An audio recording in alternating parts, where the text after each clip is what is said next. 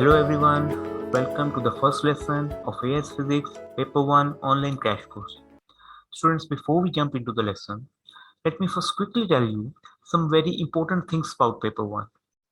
Students, of all three papers that physics students take in AS, Paper 1 is the second most important paper because it contributes 31% towards your overall grade in AS Physics. Of the remaining 69%, 46% contribution comes from paper 2, the theory paper, and 23% from paper 3, the advanced practical skills paper. Students, paper 1 is a 40 marks paper. It contains 40 MCQs and the time allowed for this paper is 1 hour and 15 minutes. There is no negative marking in this paper, so don't leave any MCQ unanswered. Now look students, as 80% of 40 is 32, so mostly students assume that they need at least 32 marks to get an A in paper 1. But it's not true.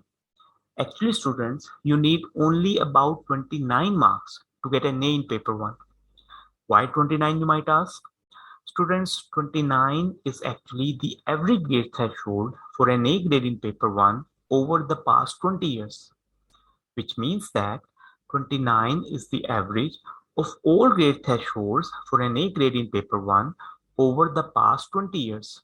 But students, you should also note that you cannot always expect an A grade in paper 1 by scoring 29 marks in it, because the grade threshold for a given grade actually depends on the difficulty level of the paper. So we can say that for paper 1 of every difficulty level, the grade threshold for an A grade is about 29. But an easy paper has a higher grade threshold and a higher paper has a lower grade threshold. Students, you might find it surprising that the lowest grade threshold for an A grade in paper 1 in the past 20 years has been just 24 and the highest 35. 24 was the grade threshold for an A grade in paper 1 in October number 2020 and 35 in October number 2006. Let's look at the format of paper 1 now. Students, altogether there are 11 chapters in the new AS Physics syllabus, and different chapters contribute different numbers of MCQs to paper 1. However, the overall maximum contribution comes from 4 chapters: waves, superposition, current of electricity, and DC circuits. These 4 chapters together contribute about 18 MCQs to paper 1. But the dilemma is, most of the students rate these 4 chapters as the most difficult chapters in the syllabus. Students, in my teaching career of over 12 years, I have discovered that A-level students who end up securing a C or a D grade in paper 1 get most of the questions from these 4 chapters wrong.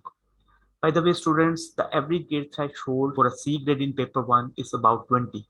So we can say that C grade students or a high D grade students answer about 20 questions of paper 1 correctly, but fail to tackle the remaining 20 questions because they find them relatively difficult and get them wrong. So students, in this online crash course, we will do only those questions of paper 1 that C grade students or high D grade students find relatively difficult. There are usually about 20 such questions in every paper 1.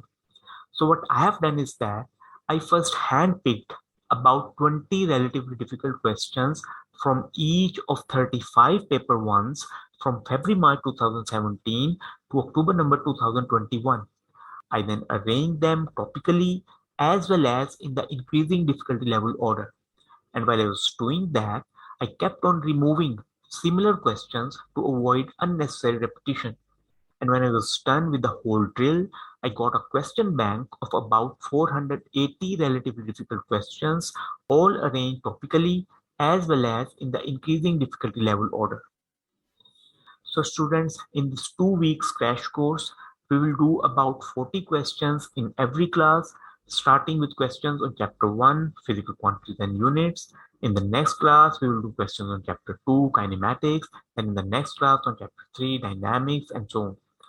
That way, by the end of this 2 weeks crash course, we'll have done all relatively difficult questions of all paper ones from February March 2017 to October November 2021. And I think that's more than enough.